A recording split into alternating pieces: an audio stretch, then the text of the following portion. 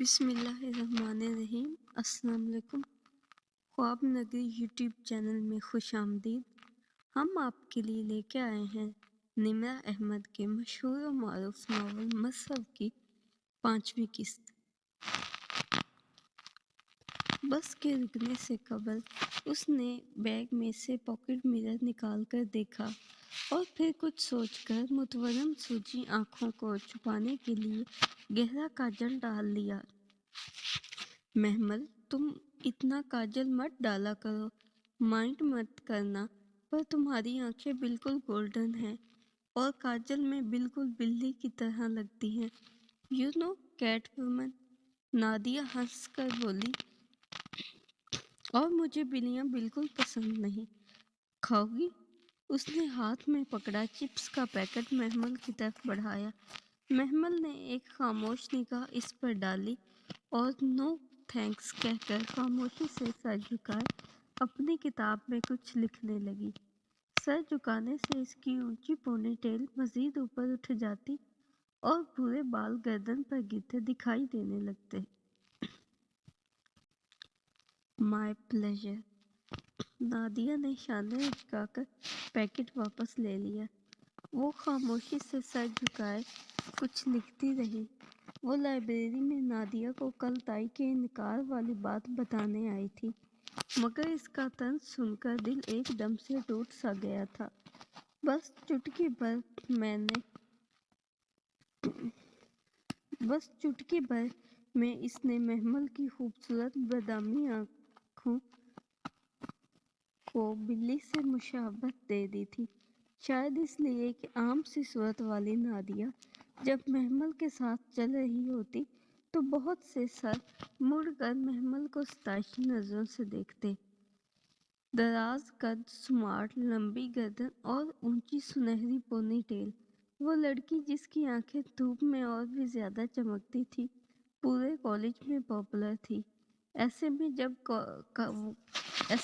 वो काजल डालकर मजीद खूबसूरत दिखती तो नादिया से कभी कभार बर्दाश्त न होता था और वो ऐसा ज़रूर कुछ कह देती जिससे महमल का दिल टूट जाता। अब भी वो नादिया अपनी बेस्ट फ्रेंड के पास रोने आई थी, मगर नादिया के पास पहले इसके दुख सुनने की फुर्सत ना थी। वो मुसलसल अपने काम में मगन थी और जब ज़रा देर को फारिग हुई तो इसका दिल फिर कुछ ऐसा कहकर तोड़ा कि वो कुछ कह ही ना सकी। हाँ, तुम कुछ बता रही थी। वो चिप्स का पैकेट किताब की ओट में लिए मुसलसल चिप्स निकाल कर कुतर रही थी। ताई अम्मी की कोई बात थी शायद। नहीं, कोई बात नहीं थी। अच्छा, मुझे लगा। नहीं, गलत लगा तुम्हें। मैं चलती हूँ, ज़रा से कुछ काम है मुझे। वो मसरूफ सी किताबें उठाए बाहर निकल गई।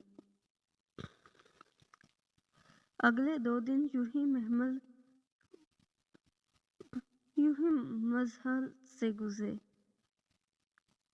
परेशानी, मायूसी, दुख, नाउमीदी, वो हर तरह के मनफी ख्यालात में घिरी हुई थी। यूं लगता था जैसे दुनिया से रंग ही खत्म हो गए हों। सब कुछ फीका फीका सा था और दिल का बाग वीरान उजड़ा हुआ।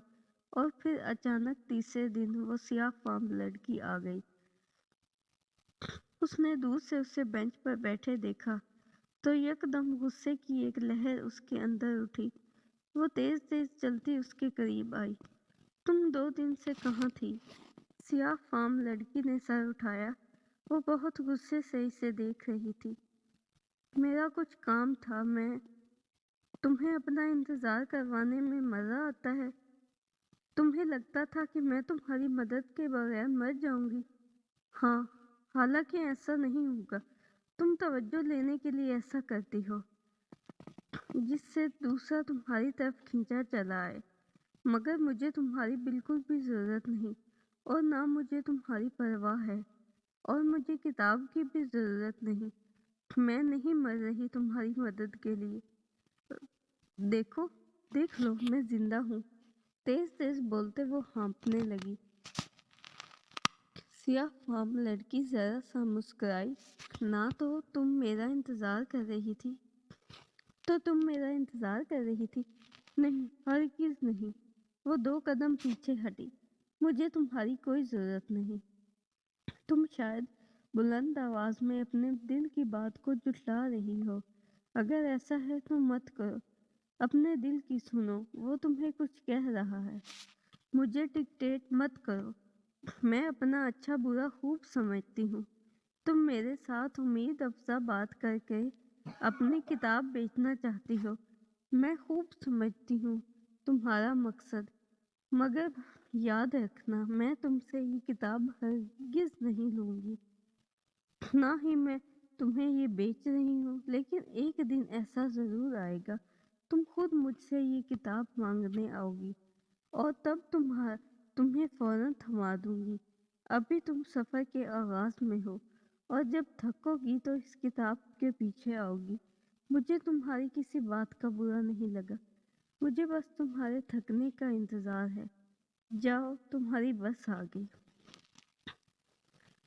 इस वक्त तो वो गुस्से से पलट गई, मगर फिर सारा दिन ये सोचती रही कि इस स्याह फाम लड़की को देखकर इतना गुस्सा क्यों आया था। वो क्या लगती थी इसकी? उसने क्या बिगाड़ा था इसका? और इसे गुस्सा किस बात का था? यूं अनजाने लोगों के साथ इस तरह का सलूक महमल कभी ना करती थी। अब क्यों? नदामत और शर्मिंदगी के एहसास ने इसे सारा दिन जकड़े रखा। वो किचन के सारे काम बेदिली से निपटा रही थी। पढ़ाई भी ठीक से ना कर सकी। पेपर्स हो रहे थे। अब भी उसके पास पढ़ने को बहुत कुछ था, मगर सारा दिन एहसास जुर्म इसे अंदर से कचोके लगाता रहा। और रात को जब अचानक रजिया फुफ्फो की आमद का शोर उठा, तो वो बहुत बेदिली के साथ ड्राइंग रूम में आई। फायका आजकल सारा दिन किचन में मेरे साथ लगी रहती है। मैं तो मना करती हूँ, मगर मजाल है ये मुझे किसी काम को हाथ लगाने दे। आज भी पुडिंग बनाई थी।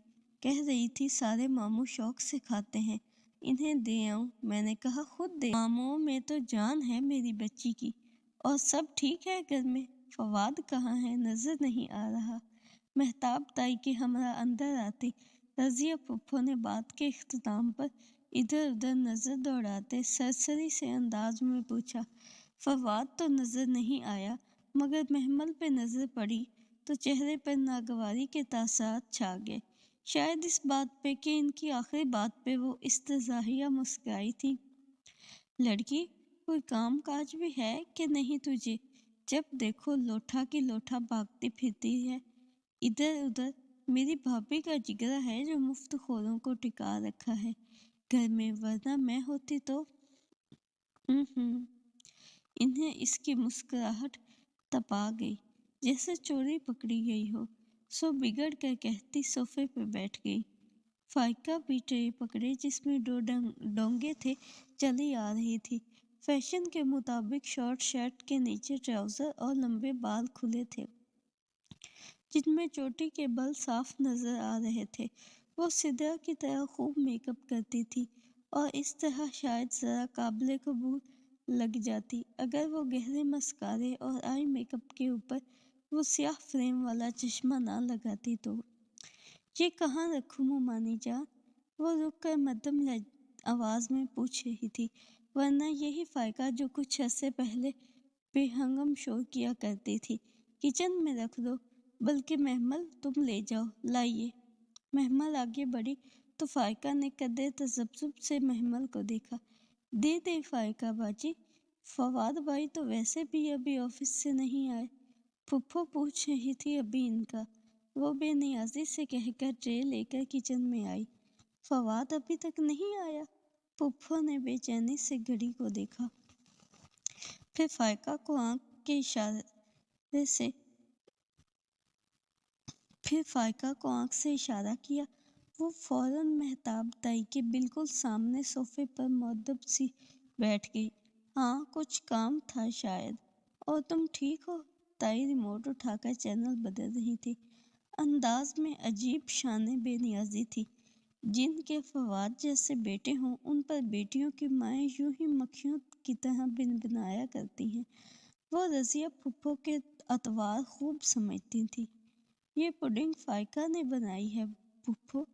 وہ واپس آ کر صوفے پہ ٹانگ رکھ کے بیٹھ گئی۔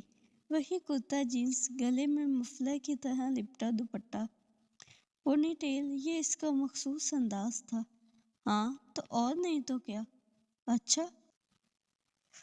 اچھا آپ تو اس روز اپنی سلیمہ سے پڈنگ بنوا رہی تھی جب میں آپ کے گھر گئی تھی۔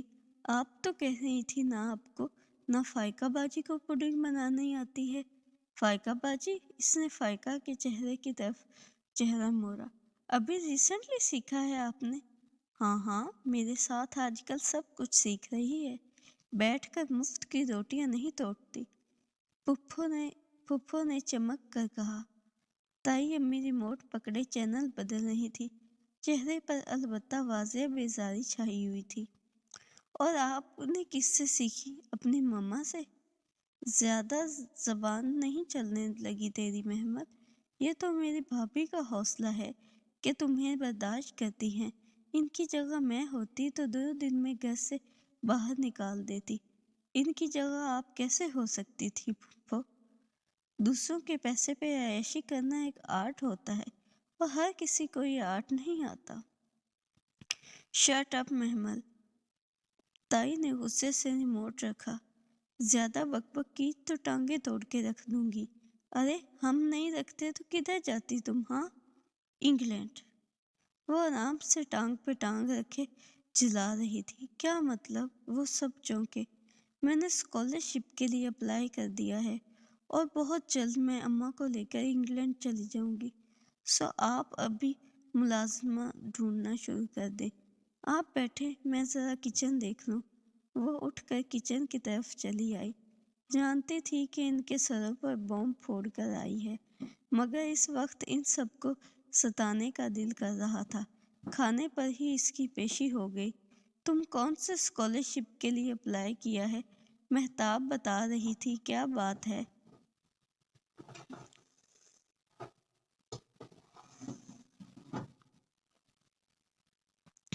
آغا جان نے جیسے ہی ایک دم یاد آنے پر کھانے سے ہاتھ روک کر پوچھا۔ اسکالرشپ؟ آرزو نے ابرو اچکائی۔ ندا و سامیہ باتیں کرتی ٹھٹک کر رک گئی۔ فضا چاچی نے حیرت سے گلاس رکھا اور فواد لقمہ منہ میں لیے بری طرح چونکا۔ باقی سب ایک دم اسے دیکھنے لگے جو اطمینان سے بازو بڑھا کر رائتے کا ڈونگا اٹھا رہی تھی۔ جی آغا جان، برٹش ہائی کمیشن سے کچھ اسکالرشپس اناؤنس ہوئی ہیں ماسٹرز کے لیے۔ میں نے اپلائی کر دیا۔ اب وہ بڑا چمچ رائتا چاولوں پر ڈال رہی تھی۔ امید ہے جلد ہی مل جائے گی، پھر میں انگلینڈ چلی جاؤں گی۔ سوچ رہی ہوں وہیں ساتھ جاب وغیرہ کر لوں، آخر خرچے بھی تو پورے کرنے ہوتے ہیں نا۔ چمچہ چاولوں میں ہلاتے رائتا مکس کرتے اس نے لاپرواہی سے اطلاع دی، اور اسے لگا تھا کہ ابھی گھر بھر میں طوفان کھڑا ہو جائے گا، مگر ضرور اپلائی کرو۔ آغا جان پھر سے کھانے کی طرف متوجہ ہو چکے تھے۔ اب حیران ہونے کی باری محمل کی تھی۔ اس نے لمحے بھر کر ٹھہر کر آغا جان کو دیکھا اور سنبھل کر بولی، تھینک یو آغا جان۔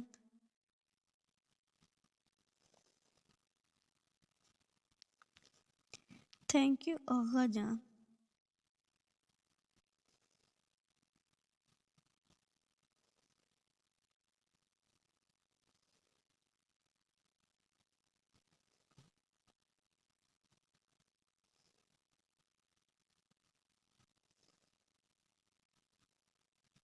اس کے الفاظ پر جہاں مسرت اطمینان سے کھانا کھانے لگی تھی، وہی ٹیبل پر موجود بہت سے لوگوں کی خاموشی معنی خیز نگاہوں کے تبادلے ہوئے۔ وہ سر جھکائے چاول کھاتی رہی۔ امید تو نہ تھی کہ وہ کوئی ڈرامہ کھڑا نہ کریں گے، مگر وجہ بھی فوراً سمجھ آ گئی۔ وہ باہر چلی جائے گی تو ان سے جائیداد میں حصہ مانگنے والا کون کھڑا ہوگا؟ ان کے لیے تو اچھا ہی تھا کہ وہ چلی جائے۔ ایسے تو نہیں چھوڑوں گی، میں یہاں سے چلی بھی گئی تو ایک دن ضرور واپس آؤں گی اور اپنا حصہ طلب کروں گی۔ और तुम सबको हर इस अदालत में घसीटूंगी जहाँ जाने से तुम लोग डरते हो। इसने दिल ही दिल में तहैया किया और फिर जब पानी का जग उठाने के लिए सर उठाया तो एकदम चौंकी। बेतवजही से खाना खाता फवाद इसे ही देख रहा था। उसे सर उठाता देखकर फौरन अपनी प्लेट पर झुक गया और बाद में कितना ही फुफ्फो ने फायका ने पुडिंग बनाई कहकर रोकना चाहा, पर वो नहीं रुका और कुर्सी धकेल कर उठ खड़ा हुआ। मुझे काम है, चलता हूँ। हाँ बेटा, तुम काम करो। मेहताब ताई भी फौरन इसकी तायद की। इधर फुफ्फो हाय हाय करती रह गई और वो लंबे लंबे डाक भरता बाहर चला गया। महमल का दिल एकदम उदास हो गया था, न जाने क्यों। दूर बेंच पर बैठी स्याह फाम लड़की को देखकर उसके पाँव में तेजी आ गई। वो सबल रफ्तारी से चलती बेंच के करीब आ गई।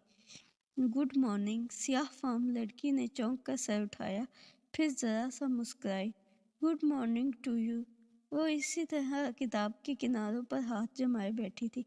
मैं दरअसल महमल जरा तजब्जुब का शिकार नजर आ रही थी। मुझे कल के रवैये पर शर्मिंदगी है। मैं कभी भी इतनी रूड नहीं होती और जाने